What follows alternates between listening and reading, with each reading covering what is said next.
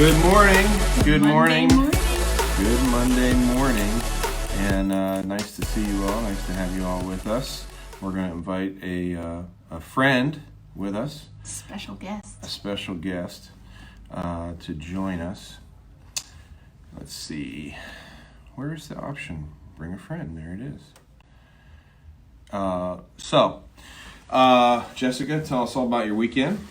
Weekend. It was a good weekend. It definitely felt like November out there this weekend. We had our we had our trunk or treat on Friday because it was raining on Thursday. So Okay. but yeah, I saw some pretty creative trunks out there. Yeah, we had some good trunks. Spilled my coffee all over my keyboard. Happy Monday. Happy Monday.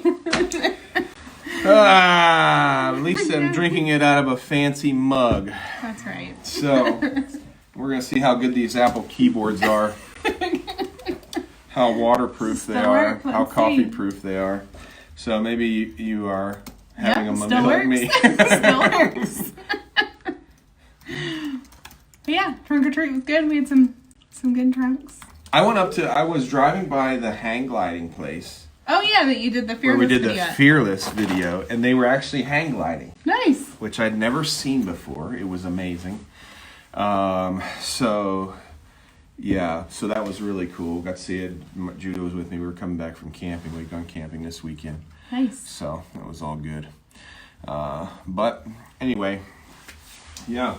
So we have some stuff to get out of the way. We want to say happy birthday. We have lots of birthdays. Lots of birthdays here. Let me get our good friend here. Okay, you get our friend. I'll get my birthday hat on. Okay, let's see. See if we can do this. We have birthdays today of today Brandon Pine. Happy birthday, Brandon. Happy birthday, Brandon Pine. Yes. You have to make the noise. We want to say also happy birthday to Jim Paisley today. Jim Paisley today. Happy birthday, Jim Paisley. Birthday. Hey, Chris, how you doing this morning? So good again. How are you? Oh, that's so much better. Good. Sounds great. Yeah. So, what's happening with you? Man. It's a busy time. I feel like I say that all year, but we are hard at work. Yeah, that's the truth. That's the truth. So speak to us today, man. What's on your heart? Well, I've been thinking a lot about leadership. I've been thinking about the difference between like the buzzword of leadership and the difference in pastoral ministry, right? So like, what does the word leadership not entail that pastoral ministry does? And so, through my schooling and through all sorts of, podcast after book after conversation, there's a lot of leadership stuff out there. And there's one person that like is sort of all over the place when you talk about leadership. And Jess, if you had to guess, I talked to Lee already. Jess, if you had to guess, who do you think that would be? Could you guess? Yeah, if they're about like, leadership? I don't expect you to get it right, but what do you think? If you had to pick one, who might it be? I don't know. All right, so I'm talking Bible, into the Bible. Oh, Bible. So like, wait, I wasn't listening to the question. Ask the question. So what is one Bible person that comes to mind when you think leadership? I'm sure whatever you say is going to be a great answer. It doesn't have to be the one I'm going for. I got my answer. Go ahead. You give me Jesus, that's a great one. Yeah, that'll come up. Guys, help me out. Yeah, I was thinking if you could. I I can't see the comments. This is always the answer. Well, in my experience, the one that comes up so super often is Nehemiah. So this is Old Testament. Nehemiah. Someone from the Bible. You're like, pretty close. Like Craig Rochelle's pretty close. He's not in the Bible. Yes. So Nehemiah has been like that picture of leadership. Has been a picture of what it means to be a good leader. And so I kind of looking at Nehemiah today. I like to look at Nehemiah backwards. So like going through his story backwards, and you saw some of the words there in the title of the video. And that sounds weird to go through it backwards, but I think it'll make sense. We're going to talk about his purpose, his passion, and his pain. I just like to make it pretty, and so that's typically what I do. So And I love the book of Nehemiah. It's like personal because it's, from his perspective, the I's and the me's. And I think that's really, really interesting. So if you're like in between Bible reading plans or whatever, I think Nehemiah is a great place to go. And as many watching know, there's this cycle in the Old Testament, right? This like the Israelites are in exile in Nehemiah's time. And so we have this cycle of like obedience and then sin and then exile and then restoration. And then obedience, sin, exile, restoration over and over again. And so this is one of those exile times. And so Nehemiah had favor with the nation that he was exiled to. So he is the cupbearer for the Persian king Artaxerxes. And like cupbearer, I've heard it said both ways. Like drink slave doesn't sound like a great thing. You're like, right, yeah, like you're just making drinks to make sure that the king wouldn't die. But anyone that close to the king had honor, right? Like anyone that in the kingdom, like in the government, they had some sort of honor. They were a high place, no matter if you were, a drink slave or not. So Nehemiah had favor with the king. And so his purpose was to go back to Jerusalem and rebuild the walls, rebuild the city, and take care of God's people. And it was a huge purpose. They were facing military attack. And so Nehemiah led, like his people had a hammer in one hand and a sword in the other, right? So they're like building the walls and defending the walls at the same time. And it was this huge purpose. He ended up having like huge influence in God's story. His purpose was huge. And I tell students all the time, like everyone in the room is super capable.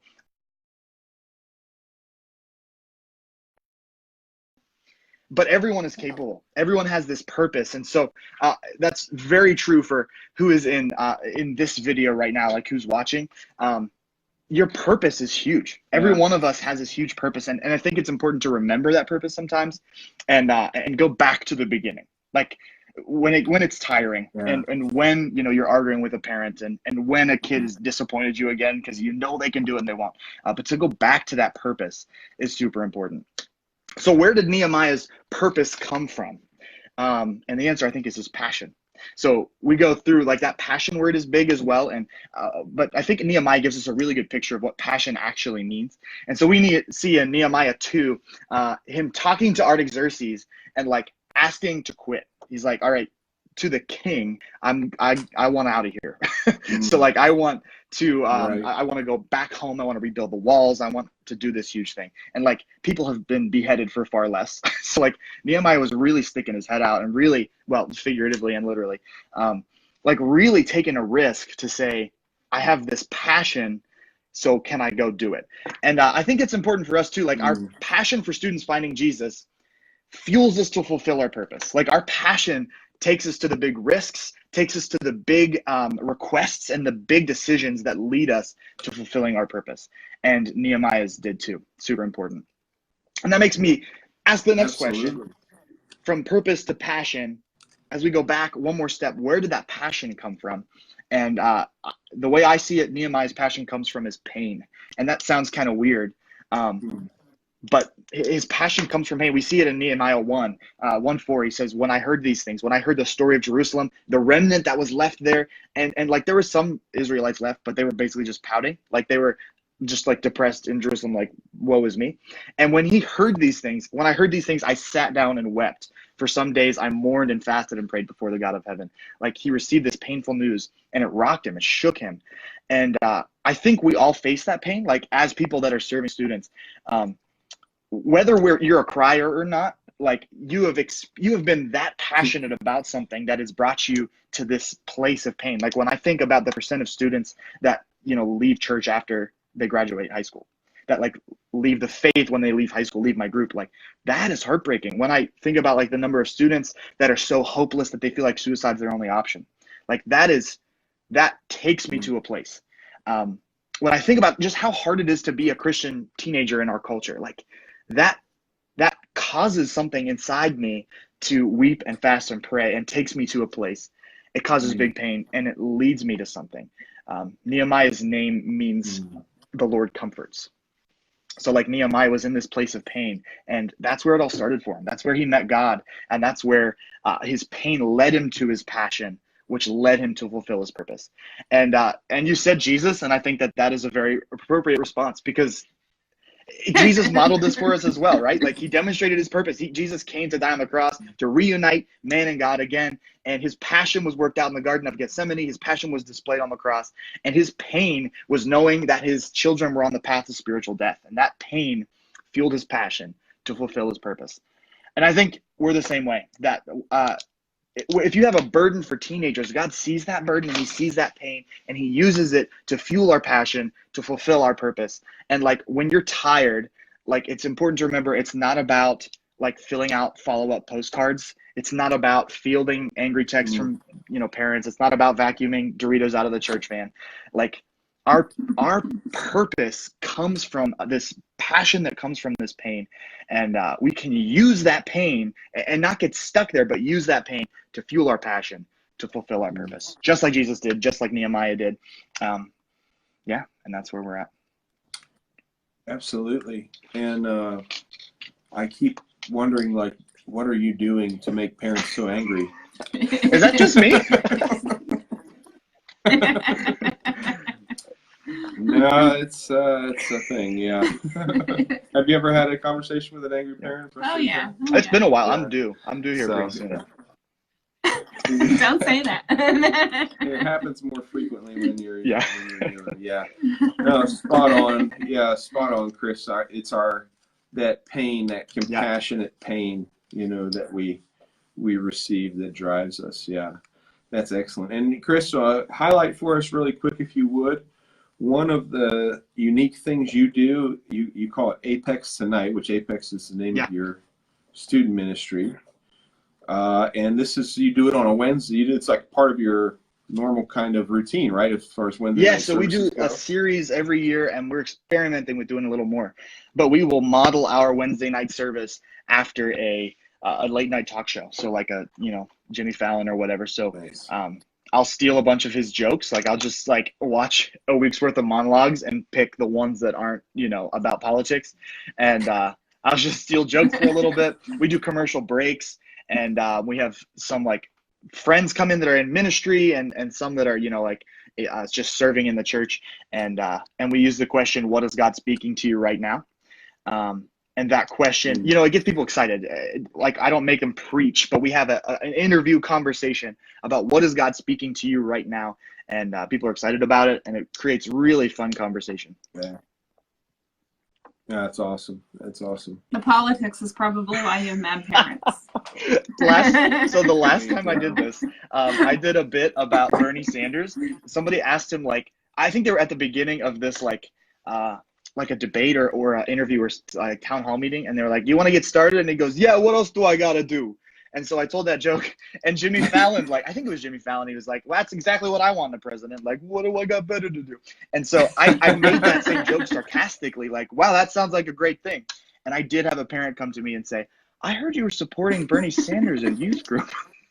And so I'm like, that's not it. See? Yeah. We had anyway, politics. Yeah, even when you try to do it clean and neat, it's risky. It's risky business. No good. No good.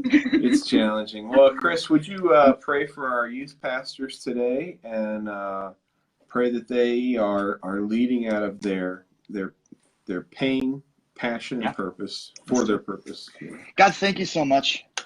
Thank you for this group, for this opportunity to fulfill your call, God, and this huge purpose you've put in our lives. Father, I pray that you help us to be obedient to it, that you give us this passion, this fuel for that purpose, and that we continue to look to you for it, and that we look back about what keeps us up at night, what gives us butterflies, what hurts, and we use that pain to fuel that passion, to fulfill that purpose. And it's through you. You are the author and the finisher of each and every element of that, God. So I pray we're continuing to look to you as we look for it. And so, God, I pray for pastors and leaders today that are tired and that they're weary. And I pray that you put in their path something to remind them what they're working for. Remind them of the pain and of the passion and of the purpose you put on their lives, and that you give them that extra shot of what they need to get through the day, to get through the season. And you just remind them that they are doing your work and they're being obedient to you. So thank you so much. In your name we pray. Amen. Amen. Hey, thanks, you for having me. You got it, man. Awesome See ya. job. See you later.